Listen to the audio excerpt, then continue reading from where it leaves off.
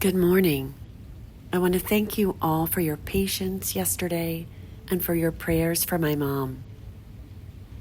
And as we move on today, let's hold all those who are suffering or fighting some sort of illness. Let's hold them all in prayer today and lift them and their families up to Jesus and put our trust in Him for them. Amen. Thank you so much. Today's first reading comes from Micah 7:14 through 15 and 18 through 20.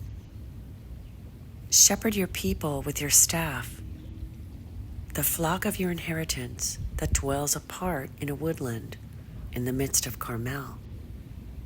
Let them feed in Bashan and Gilead, as in the days of old, as in the days when you came from the land of Egypt. Show us your wonderful signs. Who is there like you, the God who removes guilt and pardons sin for the remnant of his inheritance? Who does not persist in anger forever, but delights rather in clemency, and will again have compassion on us, treading underfoot our guilt. You will cast into the depths of the sea all our guilt. You will show faithfulness to Jacob and grace to Abraham, as you have sworn to our fathers from days of old. And that is the word of the Lord.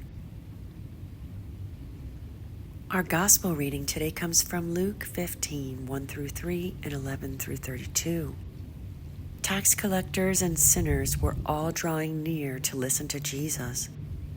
But the Pharisees and the scribes began to complain, saying, "This man welcomes sinners and eats with them."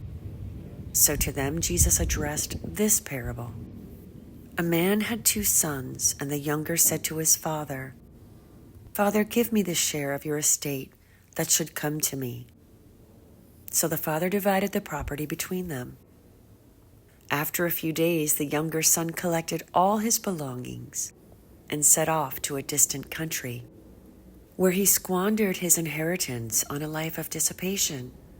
When he had freely spent everything, a severe famine struck that country, and he found himself in dire need. So he hired himself out to one of the local citizens, who sent him to his farm to tend the swine. And he longed to eat his fill of the pods on which the swine fed, but nobody gave him any. Coming to his senses, he thought, "How many of my father's hired workers have more than enough food to eat? But here am I, dying from hunger. I shall get up and go to my father, and I shall say to him, 'Father, I have sinned against heaven and against you. I no longer deserve to be called your son.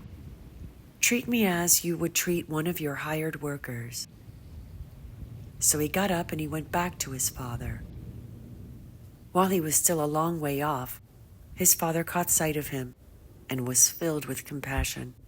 He ran to his son, embraced him, and kissed him. His son said to him, 'Father, I have sinned against heaven and against you. I no longer deserve to be called your son.'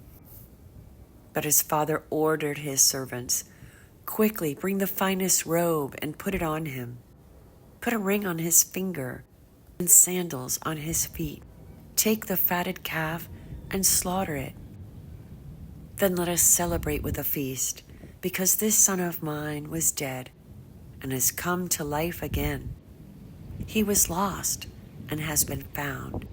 Then the celebration began. Now the older son had been out in the field, and on his way back as he neared the house, he heard the sound of music and dancing. He called one of the servants and asked what this might mean. The servant said to him, 'Your brother has returned, and your father has slaughtered the fattened calf, because he has him back safe and sound.' He became angry, and when he refused to enter the house, the father came out and pleaded with him.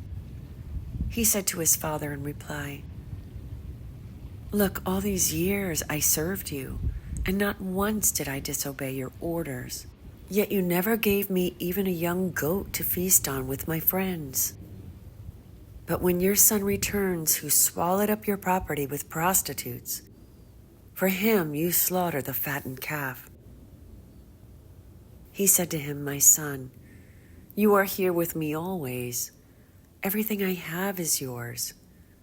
But now we must celebrate and rejoice, because your brother was dead and has come to life again. He was lost and has been found." And that is the gospel of the Lord. Brothers and sisters, our Bible promise today comes from Psalms 55, verse 22. "Give your burdens to the Lord, and He will take care of you." Keep your eyes on the kingdom and have a great day, everybody. Hi, Mom. Love you. Hey, Joanne. Hey, Amanda.